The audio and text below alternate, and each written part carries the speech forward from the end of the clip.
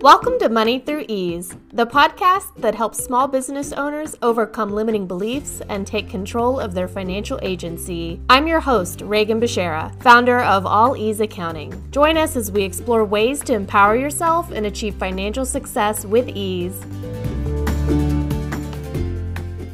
Ready for an accounting date with an expert bookkeeper? Sign up for a fourth quarter fling. I'll send you a customized workbook, expert insights about your business, and you get a one-on-one virtual call with me. Plus, an early bird bonus awaits if you sign up by October 1st. It's cuffing season, so let me take your business on an accounting date. Find all the details in the show notes and secure your spot now. Welcome to Money Through Ease. Buckle up, y'all. It is a new week. We've got a new episode, and this is going to be a book review. I don't ever do book reviews, or I haven't done those yet on this podcast, and I just couldn't help myself. I was in the middle of reading this book, and I had started to DNF it, which means did not finish. I had started to think oh yeah, I'm just not going to finish this book because it's trash. But then I was like, no, now I'm going to hate read this book. I'm going to finish it, and then I'm going to go talk about it on my podcast and my other platforms because it is a hate project at this point. So let me just warn you that if you're somebody that doesn't like to critically engage with media such as books, you are not going to like this episode. If you at all get easily offended by call-outs, this isn't the one for you. And in no way am I trying to cancel anybody or really even call out anybody. I'm going to talk to you about what my issues are with this book and why I even decided to record this episode in a little bit.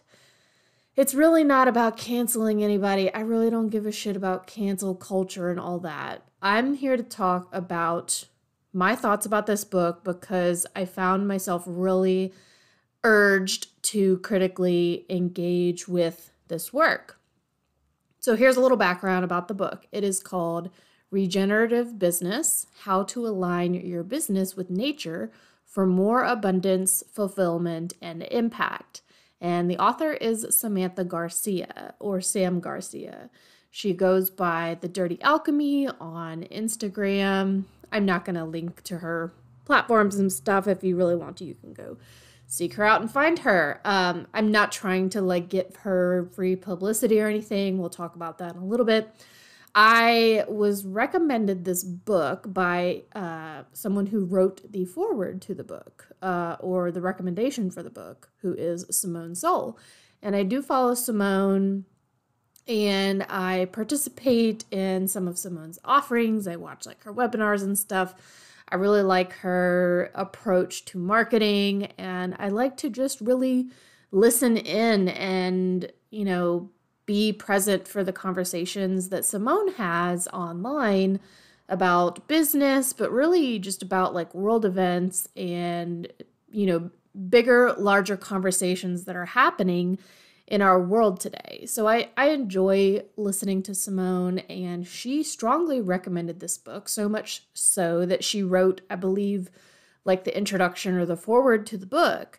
So that made me want to read it. Also, it was on sale at the time that they were promoting it. And so I went and bought it for maybe $1.99 on Kindle. I don't really know. Doesn't matter. And I'm actually not even finished reading the book, but I don't think that that's super important. I imagine that by the time I am finished reading this book, it will be clear that I was correct about my assessment of the writing and the content within and the message that the book is trying to give us.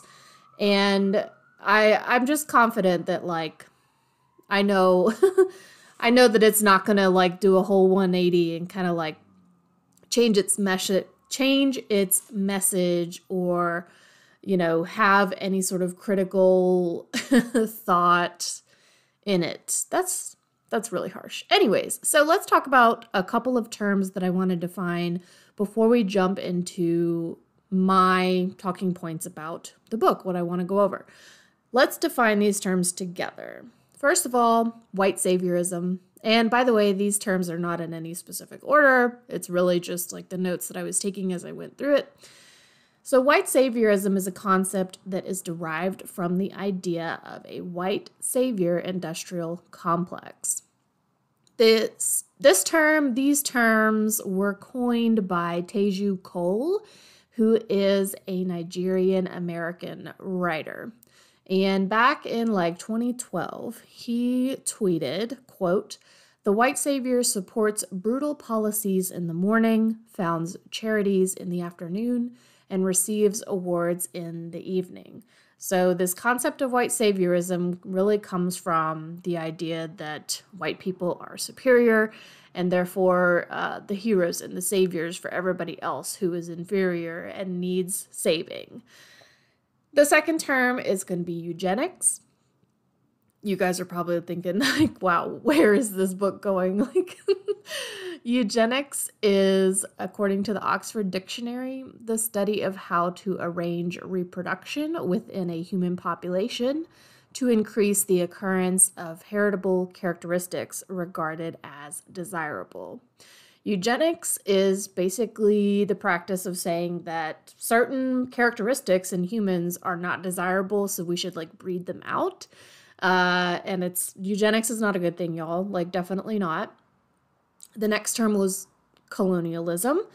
According to the Oxford Dictionary, colonialism is the policy or practice of acquiring full or partial control over another country, occupying it with settlers, and exploiting it economically.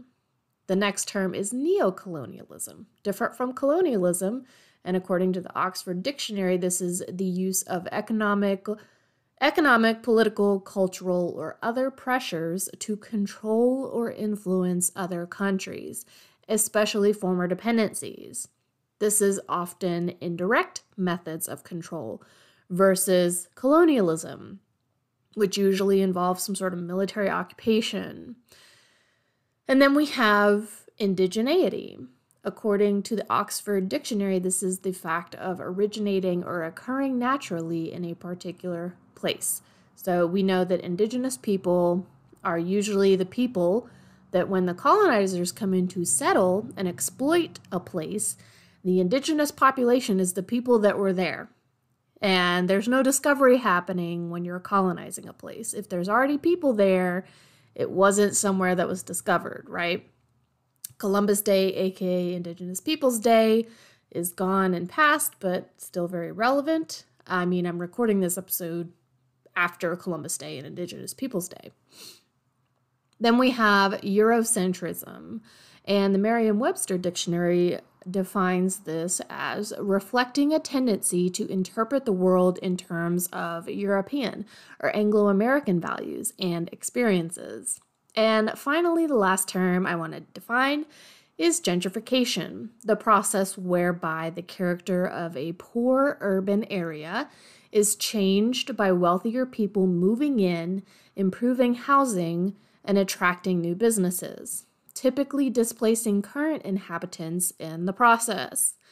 That's the definition of gentrification. So going back to white saviorism, if you think that gentrification is a good thing and it's a way to improve an impoverished community, how do we improve an impoverished community? Well, we do that through better access to healthcare, housing, nutritious foods, childcare, jobs that pay a livable wage, etc. Improving impoverished communities is not by pushing the current residents out and moving wealthy people in and attracting business that way and improving housing. That is not it's not a good thing. Okay? So now that we've defined those terms, I want to address probably a comment that maybe some people have thought of or a question that they've thought of. Am I just giving this author free publicity by talking about her book? Why am I talking about this? Why am I drawing attention to it? Maybe you would have never heard of this book if not for listening to this episode. Do I want people to go read her book? No, not necessarily. I mean, if you want to go read it, go ahead. I'm not stopping you. If you want to give her money and buy her book. I mean, I bought her book. I paid her money. But I'm not just giving her free publicity. And of course, anybody could say that about anybody else talking about a particular person or topic. You know, the whole adage, like, any press is good press, even if it's bad press. This is not about giving anybody free publicity. This is not encouraging you to read or not to read the book. This is more about calling myself in and exercising my ability to notice contradictions and these themes that come up even when I'm talking about something. So sometimes if we want to practice something, especially when it comes to internal work like anti-racism work and decolonizing, it's easier to do it to somebody else because there's no defensiveness that comes up. And by do it to somebody else, I mean just like critically think about and engage with something or someone else, because, it doesn't matter if they get defensive or not, especially if I'm doing this work and, they are probably never going to listen to this podcast or couldn't give two shits if someone gave a critical review of their book. So even though I don't normally discuss media literacy on my platforms, I think this is a good exercise for me to be in conversation with someone's work that was published and recommended to me by people that I like to follow and learn from. So let me get into my issues with the book. Basically, this book is about, of course, the subtitle, aligning your business with nature, having more abundance, fulfillment, and impact by creating a regenerative business. So the author really spends a lot of time, like the first, 40% of the book, talking about nature and how she lives in Hawaii with her husband, and they practice regenerative farming or holistic land management or whatever. Like, there's just all these buzzwords happening in the book. And she talks about wanting everybody else to align their business practices with nature and to recognize that just like we have cycles and we have seasons in our lives, that our businesses have cycles and seasons and blah, blah, blah. Okay, so that's just like the general premise of the book. My issues with this, first of all, she's a white woman living in Hawaii. Native Hawaiians have been very outspoken about this gentrification. That is the term that we defined in the beginning. That's why I defined it, because we need to talk about it. White people moving to Hawaii to live there, set up businesses there, buy land there, start farms there. That's gentrification. And the Native Hawaiians that I have seen put out content about this have been saying and been very outspoken about, do not even come here as a tourist. They talk about how the travel industry and tourism do not, in fact, benefit the local population as you maybe have been told. We often think that, like, tourism and travel as an industry is like us bringing our money over there to, like, go to restaurants and stay in their Airbnbs and, like, pay for experiences over there, and that we're giving to the local economy. But first of all, if you feel that you need to save somewhere, go somewhere and spend your money so that you can support, the local population with your money, that brings us back to the white saviorism thing. But Native Hawaiians have been telling people to just stop coming, like, altogether. Don't even come as a tourist, don't travel there, and especially don't move there and buy land. And it doesn't, in fact, benefit the local population. It just continues to build wealth for corporations and the ultra-wealthy people. And so what happens is, the price for land gets driven up, and that pushes out the local population. They can't afford to live there, to work, to play, to eat, like, all of that. It's gentrification in a nutshell. It's white saviorism. I have a big problem with the fact that she uses her living in Hawaii, her life in Hawaii, as basically a backdrop. A nice little tropical, beautiful paradise backdrop to her life. And she sets that up so that you can read her book and consume content that she puts out about her life, so that you can appreciate it. And you can see that, like, Dreams really do come true, and you too can live in a paradise. But what this is doing is absolutely tokenizing Hawaii, its history, its culture, and its people. And she does that in the book.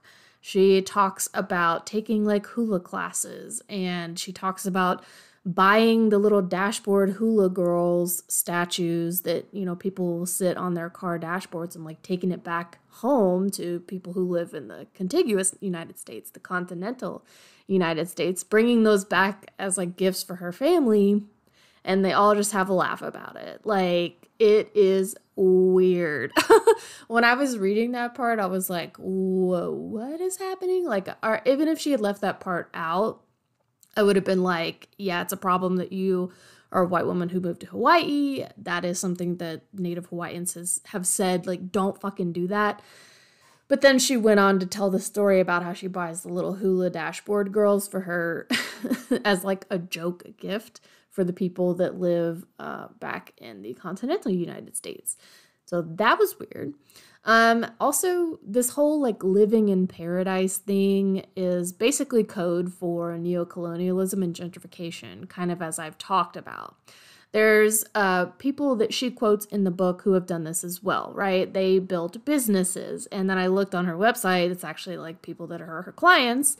They packed up their families when they hit it big and struck it rich in business and moved to a paradise location. And they sit there and like rub their chakras or whatever. I don't know. But that's basically code for neocolonialism and gentrification. And it's weird. It's just weird. So almost always the destinations for these people who strike it rich are communities and locations where the local population is being pushed out by this gentrification. It's always the case that the local population like struggles to live and survive there because of housing prices going up and cost of living going up from all these rich people coming in to vacation there.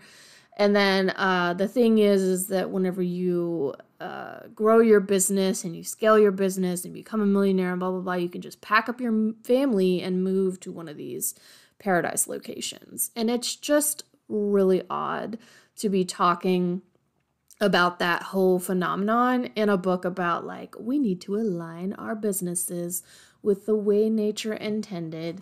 Nature did not intend for you to get on a fucking airplane and fly halfway across the globe with your shitty kids and your golden doodle and colonize, you know, other people. Like, that's not what nature intended, I'm pretty sure. But she also has a husband who leads or at least works for a nonprofit.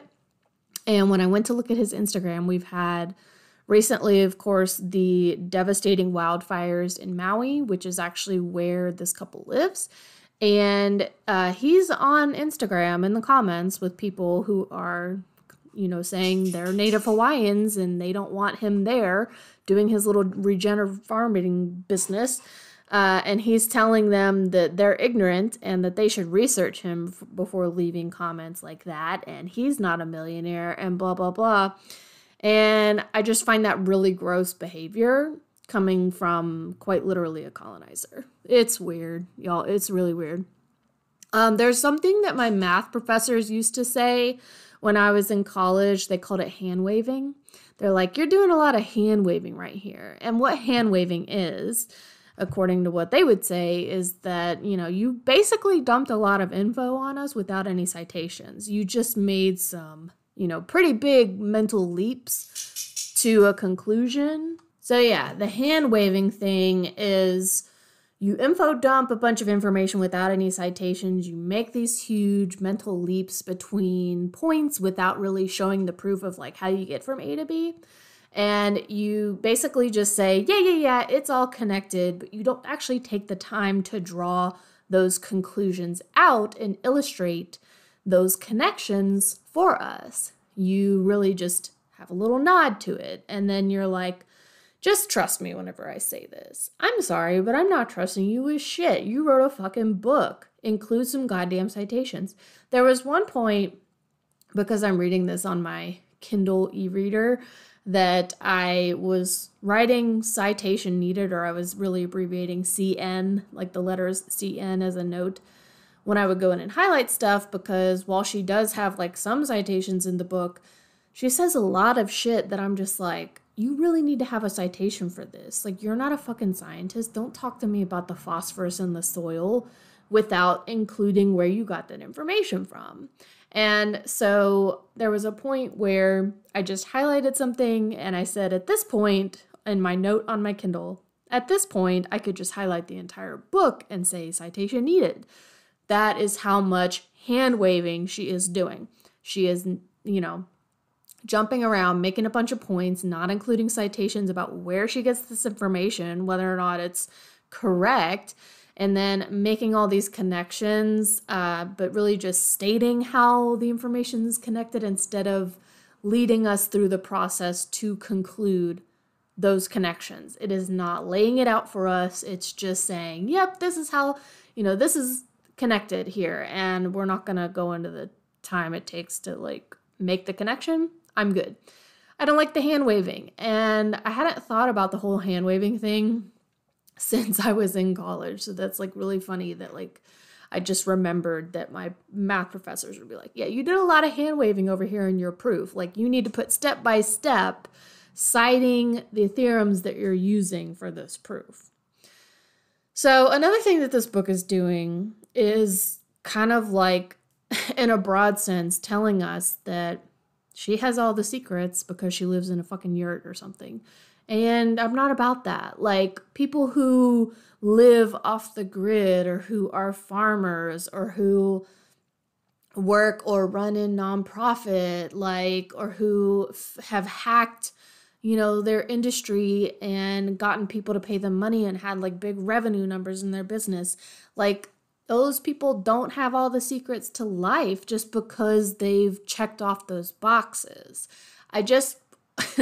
I'm hoping that if you're listening to this, that you agree with me, that the people that are like living off the grid and stuff, or have all these conspiracy theories that they believe in, or they're preppers, you know what I'm talking about? They're like prepping for the apocalypse constantly. It's not like they have access to some secret information that you don't have access to, or that would somehow improve your life or make you agree with them. But that is really like what this book is trying to tell us. Like, she's got it all figured out. She has all the secrets about being aligned with nature. And I'm not believing it. Sorry. There really aren't any secrets in this book. And I've already said that I haven't, at the time I'm recording this, finished this book yet, but I will. I promise that I will. It tells you basically that you need to meditate and do quote unquote shadow work. And the thing about shadow work, especially the way that she talks about it, shadow work is basically a stand-in and a nice way of saying that you need to decolonize your thinking. And obviously the author has not done that. Like, that should be clear up to this point, that she has all these nods. She mentions racism. She mentions misogyny in the book. But then she just kind of rolls it all together into like, you need to do your shadow work, and you need to like face the parts of yourself that aren't nice and aren't pretty. And like, sure, but I don't know, like, you barely call it what it is, but then you still give us the kind of like new age pretty language and words to roll it all together, so that we can all feel like our freaking chakra in our butthole is aligned properly. She wants you to let your business exist in cycles. And at this point, I'm like, well, duh. Like, anyone who runs a business has burnt themselves out at some point. We all know this. Like, you're not telling me anything that $1.99 ago I didn't know. Like, every business owner knows that their business exists in cycles. You cannot do everything all day, every day as a business owner. You cannot do it every month or every year. There are going to be cycles and ups and downs in business. And even people who aren't business owners know that. So, I don't know, like, are we just like talking about what color the sky is, or do you have any actual knowledge or expertise to impart on us? I don't know. But like I said before, we get the tiniest of LaCroix nods to like racism, misogyny, classism. But there's one point in the book where she talks, it's actually an entire chapter, where we're explicitly told to just reshuffle the deck from which the cards we were dealt came. She uses this like card analogy. And I highlighted this, one section, and I was like, has anybody ever fucking played poker before? Like, you cannot, if you don't like the hand that you get dealt in a poker game, you can't demand to reshuffle the deck. Like, unless you're the dealer, but even the dealer can't just decide to reshuffle the deck, like, in the middle of the game. Like, has nobody played poker? Please don't use a fucking analogy that you don't even know, like, how that makes no sense. But, okay, whatever. Anyways, yeah. So she talks about, like, oh, racism exists. Oh, misogyny exists. I don't think she ever explicitly says classism, but it's kind of, like, alluded to. And yeah, like she talks about how women and people of color and minorities or whatever, experience life in a different way than people who have some sort of privilege based in the culture of white supremacy. But then she has this quote in there that's like, yeah, if you don't like the hand that you got dealt, just reshuffle the deck. And I'm like, I can't just reshuffle my gender and my race, and like class has a little bit of mobility, but for the most part, class is, you kind of end up in the same class that you arrived in and all that. So there's no reshuffling the deck that happens. So, okay, moving on. And then at the same time, she has these quotes about like the aspects of nature that are abundant resources, like air.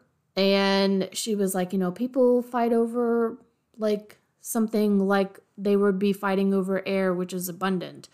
And I'm like, have you never heard of pollution? Do you not know that natural resources in already impoverished communities made up of people of color,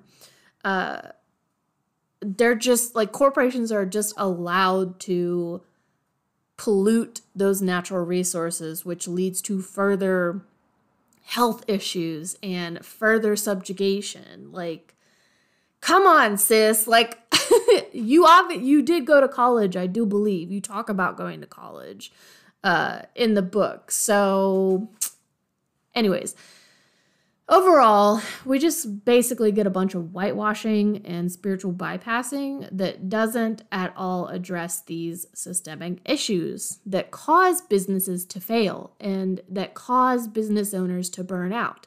We get a lot of white saviorism. The spiritual bypassing thing is like, just meditate and all your problems will be solved because you can tap into source power, blah, blah, blah.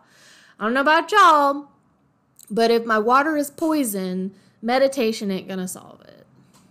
There's a lot of systemic issues that she brings up, but her solutions to this are, quote unquote, align your business with nature and, don't really talk about the fact that nature has basically been polluted almost to beyond the point of repair. She barely brings up these issues, but, she's obviously self-aware enough because she is bringing them up. But her solutions are always individualistic, which is like a big problem, right? It feeds back into the narrative of the oppressive systems. If we have a system like racism that is oppressing certain people because of the color of their skin or whatever type of phenotypic traits they have, like what their bodies look like. If the system of oppression is the narrative that is oppressing, the system is oppressing certain people, and then those people are told that it's just because they as an individual like aren't meditating enough. that feeds back into that oppressive narrative, right? That's doing the work of the oppressive systems. And so that's really fucked up. And that is why I have a huge problem with this book that I haven't even finished reading yet. I intended to finish reading it before I went to record this episode, but then I didn't get to finish it. I will, and maybe after I finish it, I'll come back and do a little follow-up. I don't know. I really don't think it's necessary, or I don't really care at this point. So here's what my call to action is for you listening to this. Be a big fucking skeptic about what you read and the content that you consume. And I want you to ask yourself 3 questions. Who wrote it? If it's something that you're reading, who wrote it? Or if it's something that you're watching, like a video or some content, who created it, right? That's the first question. Who is the person to create this content that you're consuming or reading? Number 2, what do they want from you? Obviously, she is someone who is like helping other people market their businesses to be successful and reach like revenue goals and stuff. And obviously she's good at marketing because we have me who was influenced to buy the book. There's nothing wrong with that. Like, I'm not regretful about it or shamed about it at all. Like, it was $1.99. Like, I'll be okay. But asking ourselves, if we're consuming content, we're reading something, what does the person that put this content out there, what do they want from me? And then the third question is, what or who did they leave out? And this can be inadvertently or on purpose. So what did they leave out of the conversation? What kind of context did we not get from the message that they were giving us? Often it is who is being left out of the conversation. You kind of see her, she has a lot of citations, and I looked up a couple of them in her references, and it's just like white dudes out the ass. And there's a few like women in there, but for the most part, it's white dudes. And so we're leaving out a lot of voices from people who are being oppressed by the systems that she brings up, but doesn't actually give us a real systemic solution for. So those voices are being left out. Whether this was on purpose or, unintentional, I can't really be the person to say that. I would like to think that it wasn't on purpose, but it kind of seems crazy to me that you would be aware of all these kinds of systemic issues, you would bring them up, but then you would still just continue to play into those narratives. So that is like, I have a problem with. So I want you, again, my call to action is to ask those 3 questions when you're consuming something, content. Who wrote it or created it? What do they want from you? And what or who did they leave out? Did they leave out information? Did they leave out context? Did they leave out somebody's voice who would have been really good to have be a part of the conversation? So I want you to evaluate where you are on your journey to decolonize. This is a very personal journey that is internal work to be doing. And when I was reading this book, I found myself very much called to speak about what I was reading because that's part of the work that I am doing. So if you're not sure where to start on that anti-racism or decolonizing journey, there are a ton of resources out there, and I would urge you to critically research those yourself. Critically means applying critical thinking and critical thought, asking critical questions, like critiquing what sources you're looking at using those questions that I mentioned earlier. So I've actually shared some of the folks that I follow who make content about these sorts of topics in a previous episode. If you haven't already, go back in the podcast feed and listen to episode 33 of Money Through Ease, where I talk about intersectional feminism and money. So spoiler alert, none of the people whose platforms I share in that episode are white women. But by no means is that an exhaustive list of folks to follow and learn from. So instead of aligning our businesses with quote unquote nature, as the author tells us to do, maybe we should align our business values with the teachings of indigenous, anti-capitalist, decolonized thought leaders instead. because I really think that's what she was trying to get at in this book. But she used kind of an ethereal and intangible concept such as quote-unquote nature with capital N. The way she uses it in her book is a convenient stand-in for folks that have already been historically silenced. That's all from me this week. Don't care if you go read this book or not. Thanks for listening for this long. If you like this, leave a review and a rating and share it. And if you didn't like it, too bad. You just wasted like 35 minutes of your life. So sorry for that. All right, I'll talk to y'all next week. Bye-bye.